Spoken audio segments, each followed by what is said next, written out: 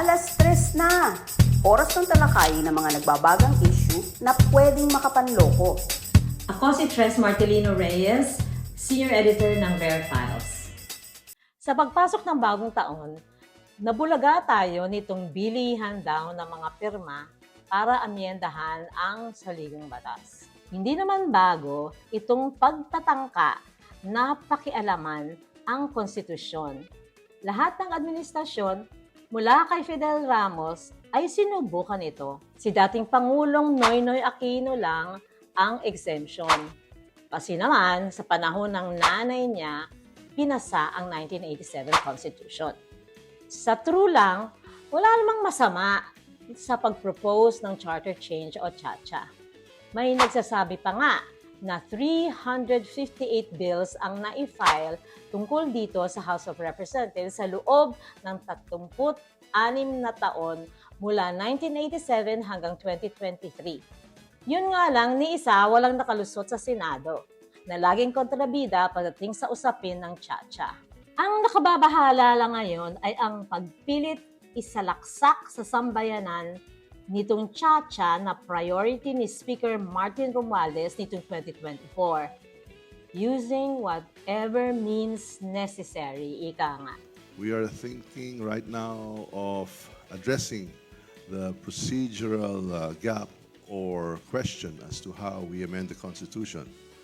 We will highly recommend that we embark on a people's initiative to cure this impasse, so to speak, on how we vote. Biglang sumulpot itong Project People's Initiative o Project PI nang hindi umusad-usad ang House Bill number 7352 na ipinasa noong isang taon para sabay na bumoto ang mababang kapulungan at Senado para amyendahan ang saligang batas. Siyempre, umalma ang mga senador.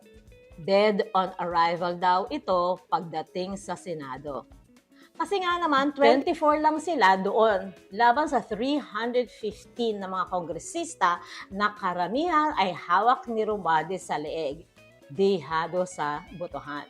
Ipinanganak itong Project PI para matuloy ang CHA-CHA.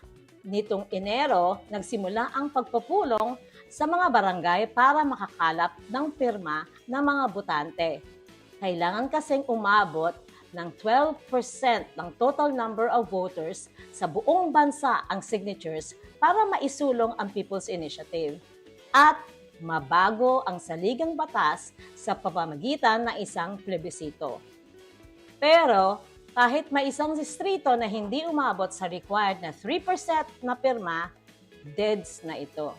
May nagsasabi naman na 6 million signatures na ang nakalap nila ngayon. As of last night, we've reached the 12.1 threshold.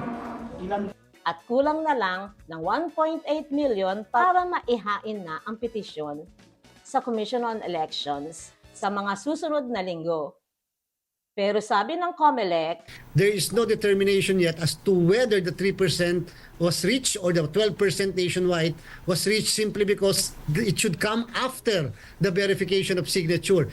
At take note, may TV commercial pa na inilabas para kumbinsihin ang publiko na bulok ang kasalukuyang saligang batas kaya hindi umuunlad ang bansa. Inulan ng batikos ang Project PI at minamadaling CHA-CHA na ito. Unang problema, hindi naman daw alam ng mga tao kung ano ang pinapipirmahan talaga sa kanila.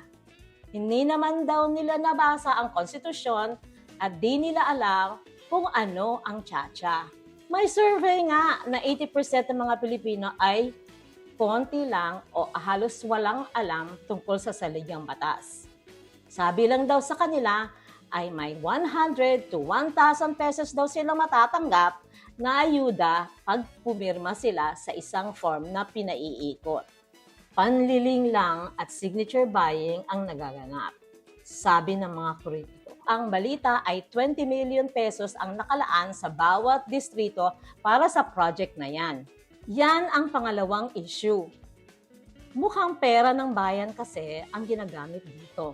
Inamin din ng COMELEC chairman na yung kontrobersyal na 12 billion pesos na idinagdag sa budget ng ahensya nitong 2024 na nakalaan para sa conduct and supervision of elections, referenda, recall votes, and plebiscites para sa national and local elections ay pwedeng gamitin sa plebisito ng Project PI. Base sa lumabas na plan of action at time frame ng Project PI, ang kampanya ay ipatutupad mula Enero hanggang July 8 kung kailan balak gawin ng plebisito. Swak na swak ito para hindi maantala ang preparasyon ng COMELEC para sa 2025 midterms election.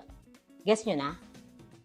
Dahil sa timing, lalong tumitindi ang dati ng duda ng publiko sa tunay na dahilan ng mga politiko sa pagbabago ng saligang batas.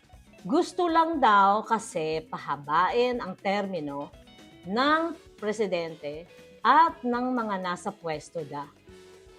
Tulad ng ginawa noong 1972 ng tatay ni Pangulong Ferdinand Marcos Jr. Ayun, 2 dekada umupo ang mama sa Malacanang bago na patalsik.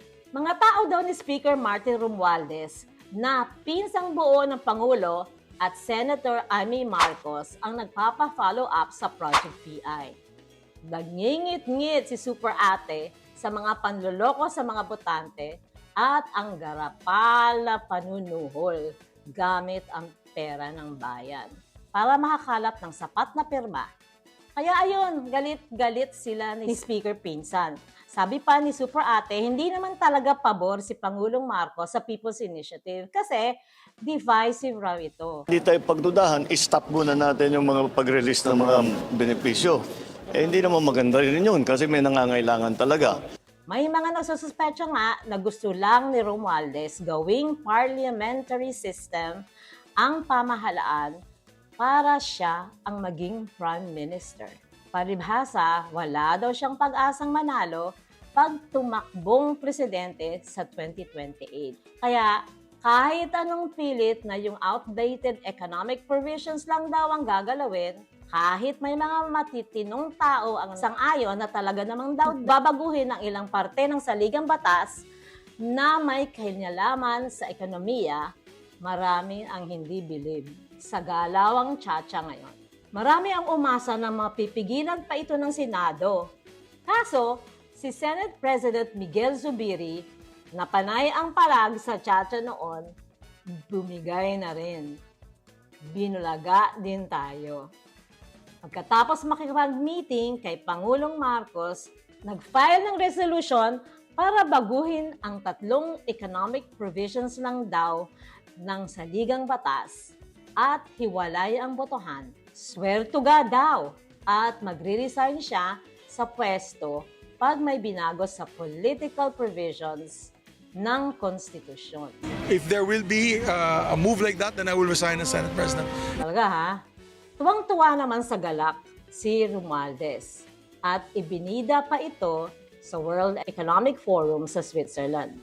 Isa na lang ang pag-asa ng mga ayaw sa People's Initiative, ang Supreme Court. May nagbabanta na pupunta sa High Court pag pinayagan ito ng COMELEC. Wala daw kasing batas na nagsasaad ng tamang pagpapatupad dito.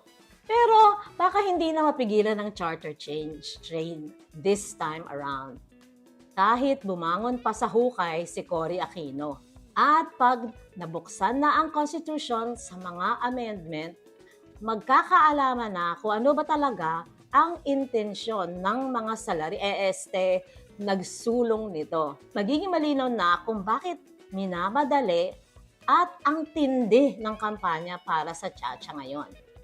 Makikita natin kung mabuti, makabayan at makatao ba ang ating mambabatas o walang konsyensya at sariling kapakanan lang ang iniisip. O, nakapirma na ba kayo? Or pipirma pa lang?